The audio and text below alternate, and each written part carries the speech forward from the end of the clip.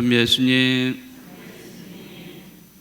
네, 오늘 23일이고 또 내일은 24일, 이제 드디어 24일 저녁 이제 8시 반에 여기 예수님의 우리 성탄을 맞이하는 날이 시간이 되겠습니다.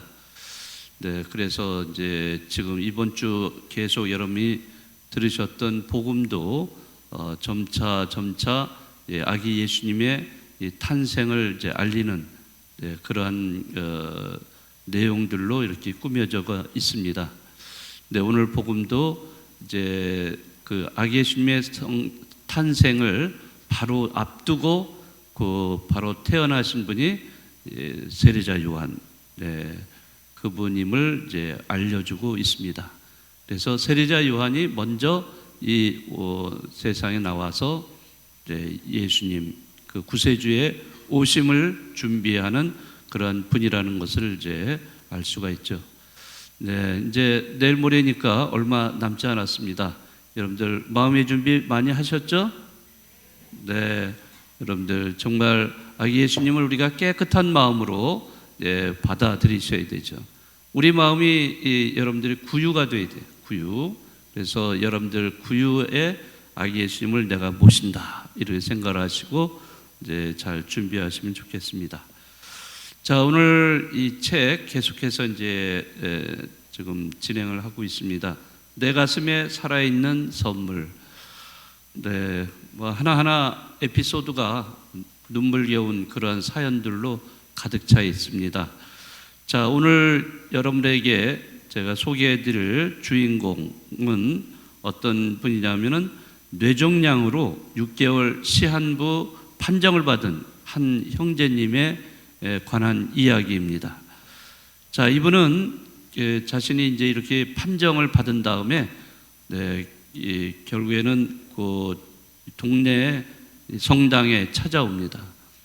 그래서 매일 새벽마다 성당 마당에 와서 거기에 뭐가 있죠? 성모상, 성모상 앞에서 기도를 드리고 가곤 했습니다. 이분은 10남매를 둔 가장입니다. 그러니까 정말 아이들이 많은데, 그런데 불행하게도 자신이 암에 걸려서 이제 6개월 후면은 세상을 떠날 수밖에 없는 이런 처지에 놓여 있는 사람인데요. 이 사람은 이제 아이들을 먹여 살리기 위해서 이제 가게를 꾸려가고 있었던 분입니다. 근데 가게는 만물상에 뭐 여러 가지를 판매하는 그런 가게인데, 이런 가게를 꾸려가면서 생계를 어렵게 이어가는 중에 이 몹쓸 병에 걸렸던 것입니다. 무엇을 해야 할지 막막한 마음에서 이 성당 마당에 있는 성모님께 신자들이 하듯이 그분은 기도하기 시작을 했습니다. 자, 이러한 모습을 그 수녀님이 발견을 한 겁니다. 그래서 그 형제님을 성당 안으로 안내해서 미사 참례를 하기를 권했습니다. 미사 참례도 하고 또 나중에 또 천주교 신자가 되기를 권했는데 그 형제님이 이걸 잘 받아들였습니다.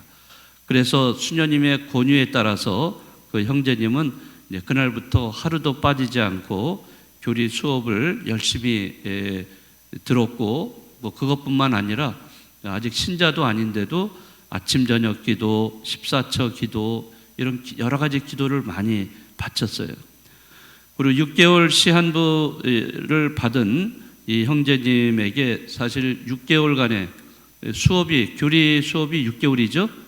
네, 그래서 6개월을 다 하기는 어렵잖아요.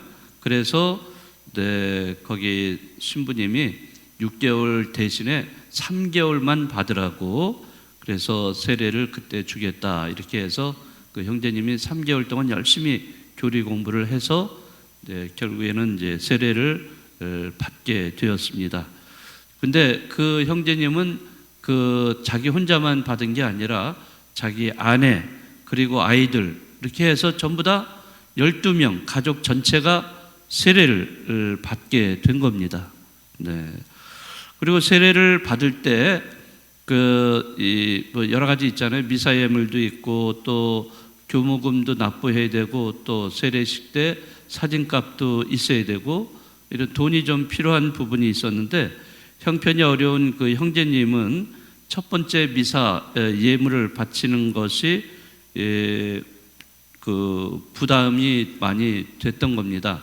그래서 수녀님은 그거를 알고서 조금만 내라, 걱정하지 말고 조금만 이렇게 정성껏 내라 이렇게 권유를 했습니다. 자, 그렇지만 이 형제님은 자기 아내와 상의를 하게 되는데 그 상의한 다음에 그 영세를 받는 날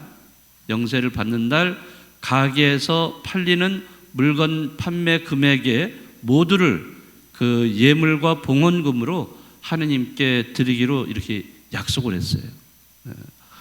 참 대단하죠. 자, 그런데 그날 가게를 열어서 장사를 이제 시작을 했는데 평소에 잘 팔리지 않았던 그 비싼 전기밥솥이 덜컹 팔리게 되었다고 합니다.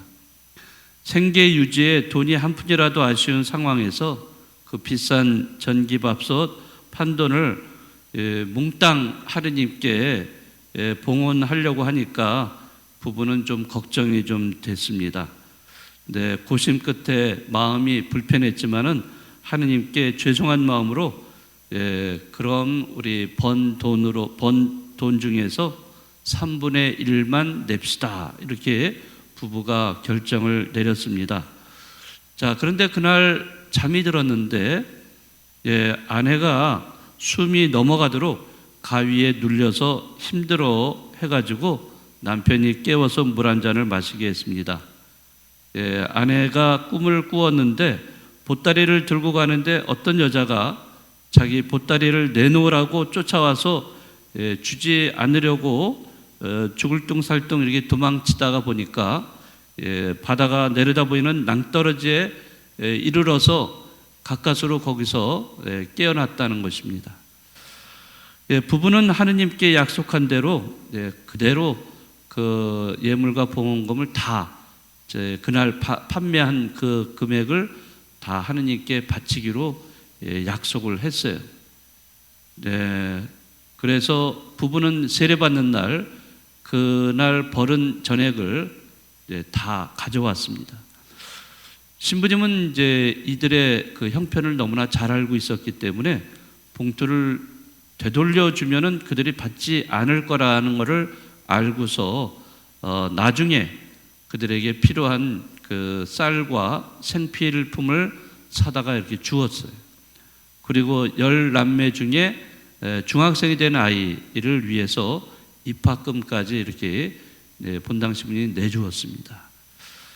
자, 그런데 그 가족이 세례를 받으면서 정말 놀라운 일이 일어났던 것입니다. 그 세례 받을 때 이제 다 기름 바른 예식 뭐 이런 거 다 하잖아요. 그 예식을 다 끝내고 이제 세례식이 끝난 다음에 이제 영성체 할 때는 그 세례 받는 사람들에게는 특별히 그날만은 그 성체와 성혈을 영해주죠. 그죠? 양형 성체를 해주잖아요. 자, 그런데 주임 신부님이 그 손에 그 이렇게 성체 성혈을 다 들고 있었는데 거기서 빛이 확 발산이 되면서 그 빛이 그 형제님의 입안과 주변을 이렇게 하얗게 발광을 시켰다고 합니다. 자, 그 순간을 고스란히 찍은 사진에서도 성체를 영할 때 그 빛이 들어간 것이 확인이 되었던 것이죠. 그 형제님은 영세를 받은 다음에 그 다음에 그 변함없이 아주 열심히 기도 생활을 했는데 놀라운 것은 병원에서 분명히 이 형제님한테 6개월밖에 못 산다 이런 시한부 판정을 받았던 그런 형제님인데 영세를 받은 후에 종양이 모두 사라졌다는 거예요. 그래서 분명히 성체 성혈이 이 형제님을 치유해 주었다라고 이제 그 형제님은 믿게 된 겁니다. 간절하게 하느님께 매달렸던 그에게 세례 성사 후에 천령 성체를 할 때 이 치유의 기적을 하느님이 직접 보여주셨다는 거죠. 네. 그래서 이러한 치유의 은총을 경험한 이 형제님은 그날부터 완전히 종양이 치유돼서 아주 건강을 회복해가지고 그 신앙생활을 열심히 하면서 정말 하느님께 감사하는 마음으로 그분께 의탁하면서 가족들과 사셨는데 그 이후에 20년간을 아주 건강하게 잘 사셨다고 합니다. 네, 오늘 이 에피소드 이러한 이야기를 나누면서 정말 우리는 살면서 알 수 없는 일이 참 많이 발생한다. 이런 거를 많이 느낍니다. 6개월 시한부 판정을 받은 사람인데 그 뇌종양에 걸렸던 이런 분이 세례성사를 받으면서 그러한 하느님의 큰 신비 체험을 한 거예요. 네, 이런 체험, 하느님의 은총을 받으면서 깨끗하게 이게 나았다는 것은 정말 이건 기적이 아닐 수가 없겠죠. 물론 뭐 이런 일이 자주 일어나는 건 아니겠지만은 어쨌든 그런 경험을 통해서 이 형제님이 그 건강하게 오랫동안 더 사셨다는 것은 하느님의 큰 은총이다. 이런 것이라고 생각이 됩니다. 사실 물론 이렇게 큰 체험을 우리가 한다는 것은 정말 드문 일이지만은 그러나 또 기적이라는 것은 우리 일상 안에서 매일매일 살아가는데 우리가 알지는 못하지만은 이런 기적이 늘상 있지 않는가 이런 생각을 해봅니다.